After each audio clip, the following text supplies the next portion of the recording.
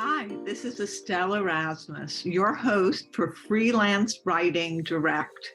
In this short, soundbite-filled podcast, I'll cover everything the freelance and creative writer and author needs to do to move forward with their writing, their creativity, and their career.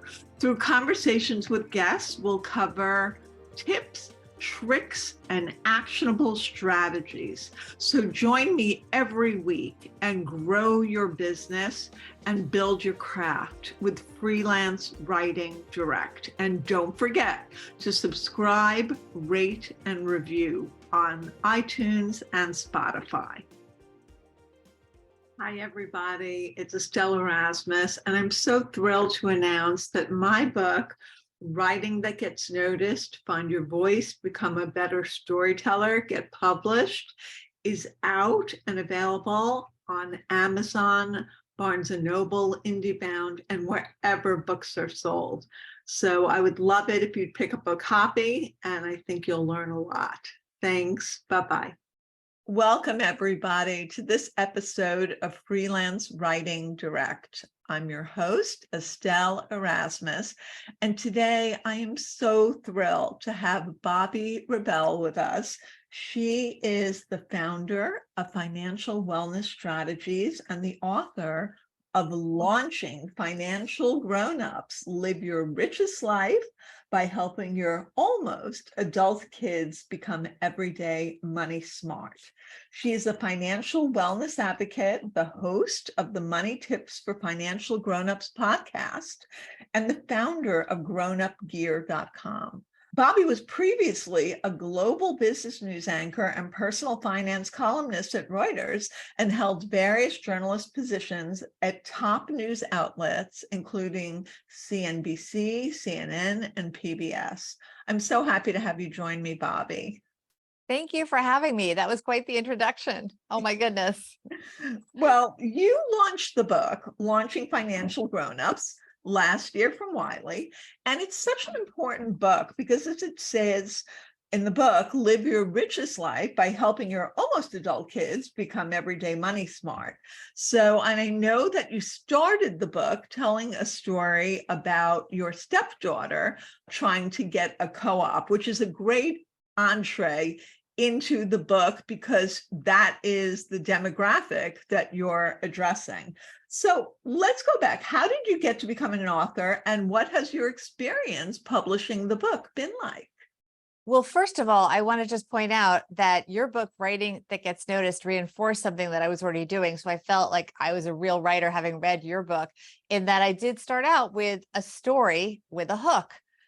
You did. Which was really important. And that was sort of a way that I could hopefully have the reader feel an affinity for what they were probably going through, because I was right there with them. And in fact, this book was very much inspired by the fact that I was going through a very tough time with my almost adult children, in that here I was, this money expert who knew so much on paper and had been writing about personal finance for decades at this point.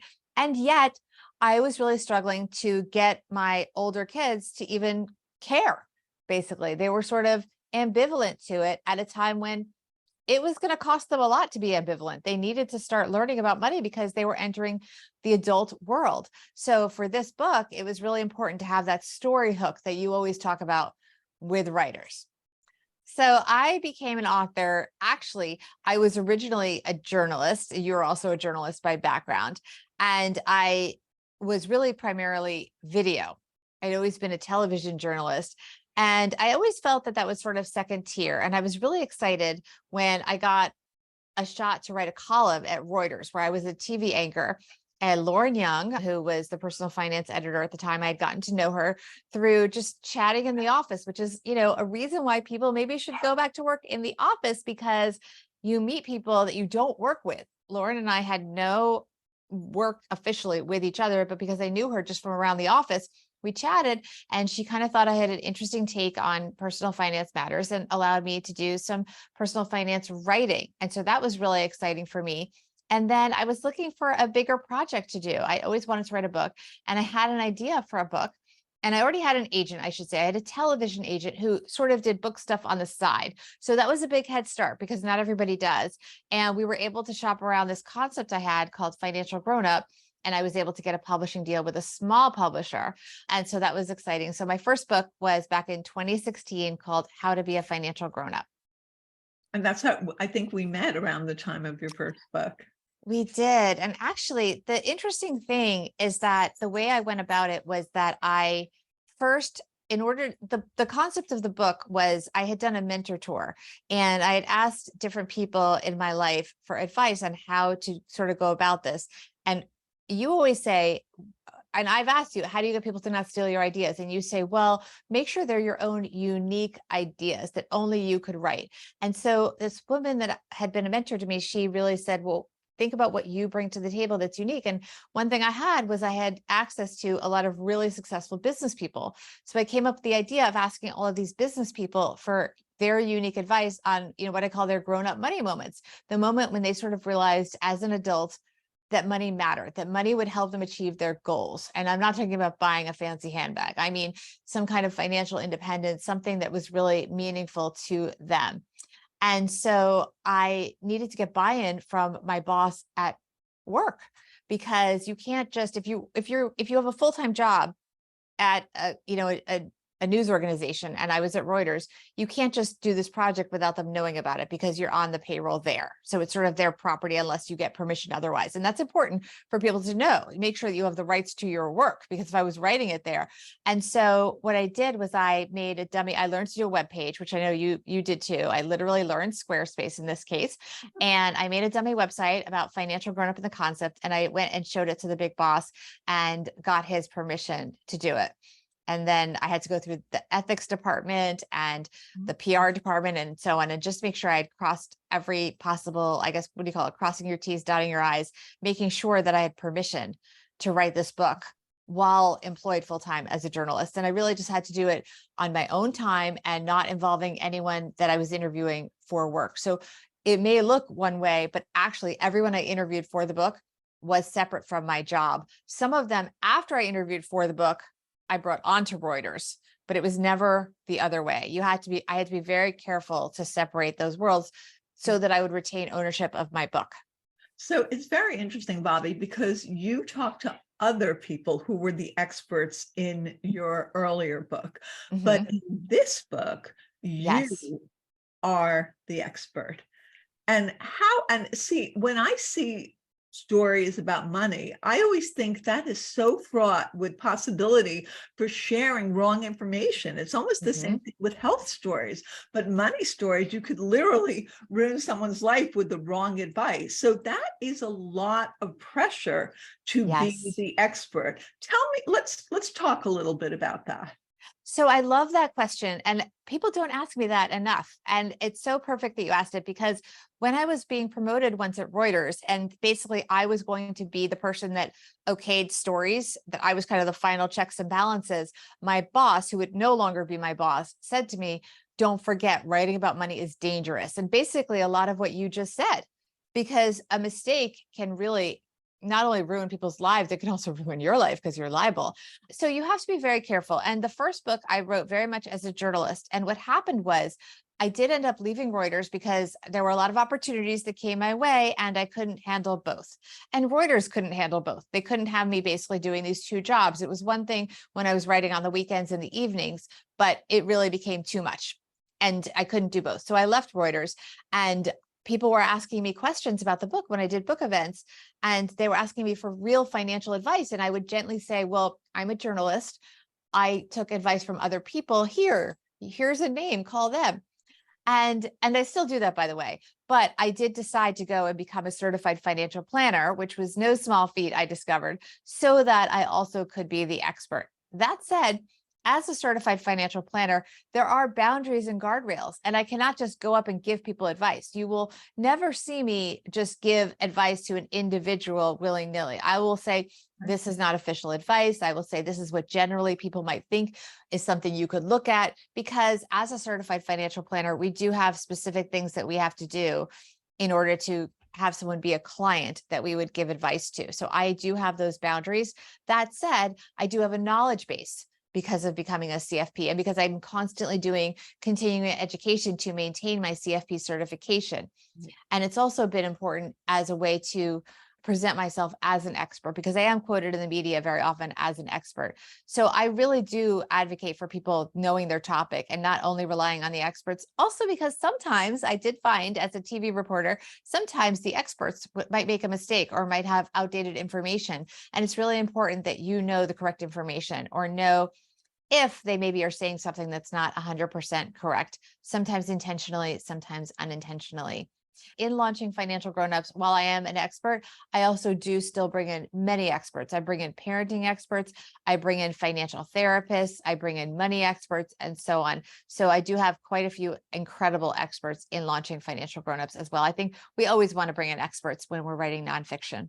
Absolutely. I love that trajectory of your career, though, going from the journalist, strictly impartial and getting the other experts, to you going for a higher education degree in financial services in the area that you want to be the expert in. It's financial services, right? Is that what it? Well, yeah, it's personal finance is what I would say. Okay. Financial services can encompass different things, but personal finance, the idea being that if somebody asks me, you know, how does a CD work or how does a 401k work?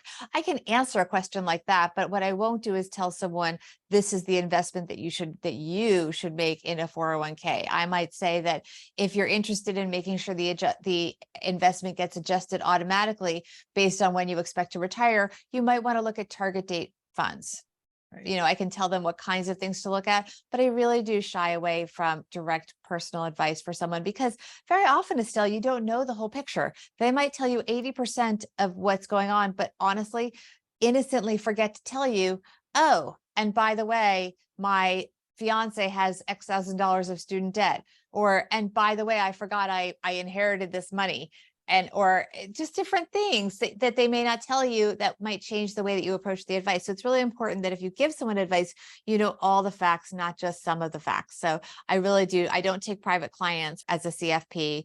I really focus on education. And that's really what my company is about. Financial Wellness Strategies is really about educating people on everyday money things that keep us stressed out and not able to be our best selves. Right. And so I want to go back to the writing Mm-hmm. and the way that you used a hook, right? So it's Mm-hmm. not just a book in the same way that Writing That Gets Noticed is not just a book only of strategies and practical advice, which it is, but it's also stories from my life as a magazine editor. As somebody dealing with infertility and trying to be creative and all the aspects that fully flesh out a person to make it a little bit more than just this pedantic advice book. And your book starts, and you didn't know that you were doing it, but you obviously made the decision to do, starting with your stepdaughter, Ashley, looking for a co-op. And that's how you framed it. And I call it framing in my book. And you made a choice to have Ashley do the epilogue of your book. So I call it coming full circle. You closed with her. So you started with her and you closed with her. And what that does is it gives the reader a feeling of closure. I started this place, now I'm here. And not only did I hear from your perspective about her, I'm hearing from her perspective. And I think that was a very clever writing, crafting tool that you used. Tell me how that came about. Well, first of all, thank you so much. And I think it's important. We both have included our family in our writing, and we do it very carefully and with their support and permission. So Ashley was wonderful about allowing me to include her in the book. And by the way, when that first chapter, you know, when it was conceived and the book was pitched, we did not know what would happen with the apartment. So it was really dramatic that I was able to go back and tweak the introduction to include the fact that she was successful. And so I introduced the reader to Ashley at the beginning of the book from my perspective, the parent talking about the child. And then at the end, the child comes and meets the reader directly. And I thought that was really special. And one of the hardest things I did, both as a writer and as a parent, was to not edit her. And the reason I didn't edit her, and it was painful because there's a lot I wanted to tweak, was because it would undermine the purpose of the book. And the purpose of the book was, we need to stop ourselves and let our children be who they are at that age. And at the age of 24, when she wrote that, that is how she wrote it. And I had to not go in and edit her. And it was so hard, but I wanted the reader to hear her voice, not my version of her voice, because we all see our children and the people around us from our own perspective. And I thought it was important that the reader meet Ashley at the end. I love that you use the word voice, because that is what you did. And I talk about in my book, it's you allowed her to have her voice, and that comes through. It's her personality. It's not you tweaking it and editing it down to an astringent version of who she is. So that is not only a beautiful thing to do as a parent, but it is a good writing tactic as well, to share a very different voice than yours, of a very different demographic, and yet a demographic that you are looking to attract to reading your book, or having their parents read your book, or having their grandparents read your book. So I think that was another really deft move on your part. Thank you. And also, she was a good sport about it. I think it's really important to get your kids buy-in when you write about them. And I always say that everything I write is true, but I don't write everything.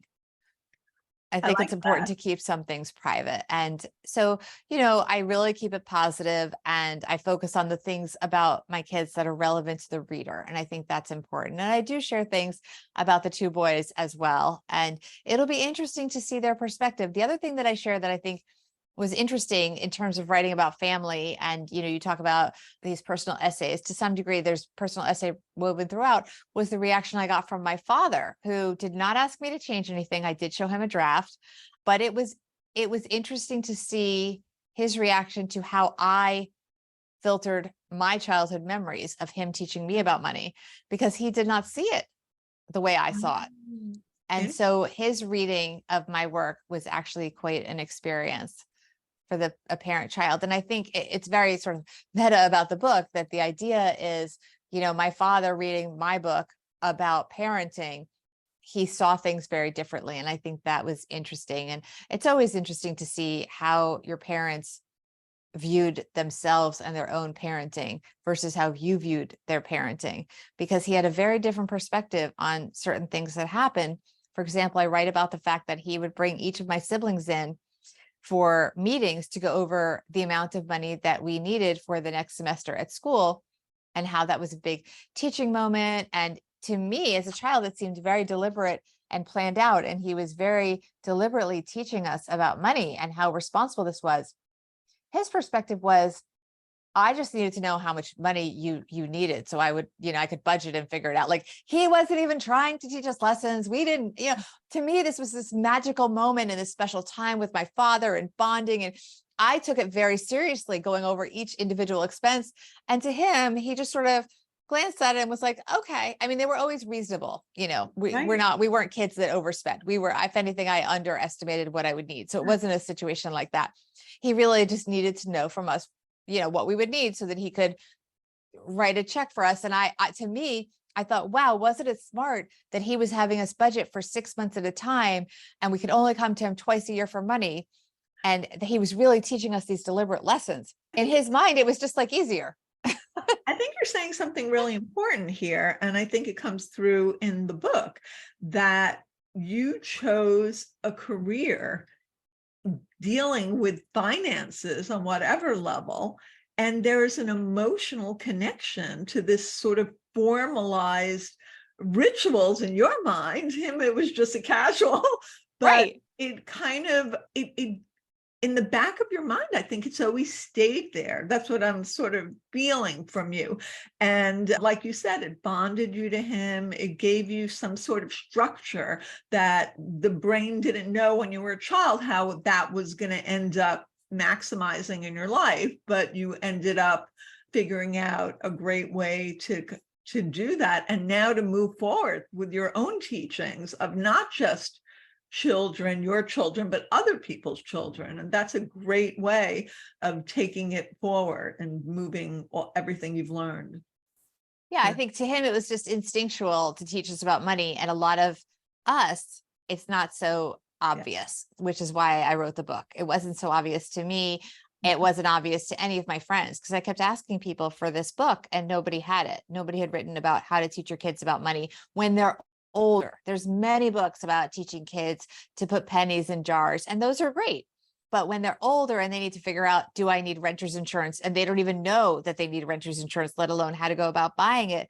That's what's really important. And it was good for me because I also could go through those rituals with my own kids to kind of get the information. What happens when you tell a 22-year-old, go get a will? And we go through this. I had the kids, the older kids. I said, let's try an experiment. I want you guys to go write wills. Tell me what happens. And I let them try. And then I got involved as I needed to, just to see how it's not so easy for them. And we as parents actually do need to step up and push them to get things done and push them to ask us the questions. And it was hard. And that's why I also leaned on the financial therapist, the psychologist, the parenting experts, and so on that are present in the book as well, because I needed advice. So you sort of go on that journey with me as I'm trying to get my own kids to do the things. Yeah, it's really, I like your approach throughout. And since we give writing tips on the podcast, do you have any specific writing tips? And then also what's next for you?